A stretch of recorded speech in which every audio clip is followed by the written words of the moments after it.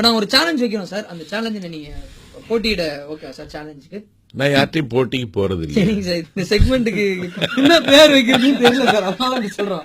இப்ப நாங்க ஒரு இது சொல்லுவோம் டாபிக், அதுக்கு நீங்க பாசிட்டிவா பேசணும். இந்த பெல் அடிச்சா அதே டாபிக்கு ஆப்போசிட்ல பேசணும். Beef pan. பசுவின் மீது கொண்டிருக்கின்ற இரக்கம்.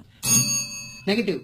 என்னுடைய உணவு சுதந்திரத்தில் ஒரு அரசாங்கம் எப்படி தலையிட முடியும்? கோமாதா என் குலமாதா பாட்டு என்று கொண்டாடிய நாடு இந்த நாடு. இன்றைக்கும் கோசாலை வைத்து அதை பரிபாலிக்கிற மக்கள் இருக்கிறார்கள். அந்த மாட்டிறைச்சி சம்பந்தப்பட்ட பிரச்சனையில் இந்திய அரசாங்கம் ஒரு பெரிய தவறு இழைத்திருக்கிறது. பாலை பொழிந்து தரும் பசுதான் அது மனிதர்க்குற்ற தோழனடி பாப்பா என்று பாரதி சொல்லி முடிக்க மாட்டேன்ற. நாஞ்சில் சம்பத் பாசிட்டிவ். தமிழ்நாட்டின் தன்னிகரற்ற பொழிவாளன் நாஞ்சில் சம்பத் பார்ப்பதற்கு அருவருப்பாக இருப்பான். அவனை யாரும் காதலித்ததே கிடையாது.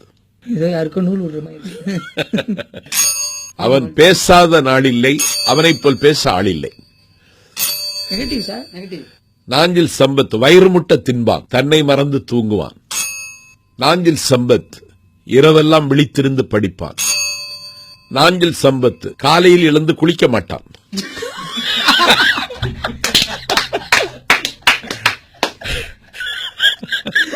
வாக்கிங் போட்டு அப்படியே சார். Positive, positive. இன்னைக்கு குளிச்சீங்களா இல்லையா சார்?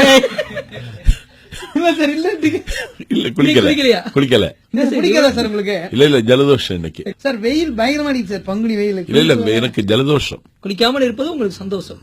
இல்ல நேற்றுக்கு வெயில்ல குளிச்சேன், அதனாலதான் ஜலதோஷம் வந்துச்சு. குழந்தை மாதிரி பேசுறீங்க சார்.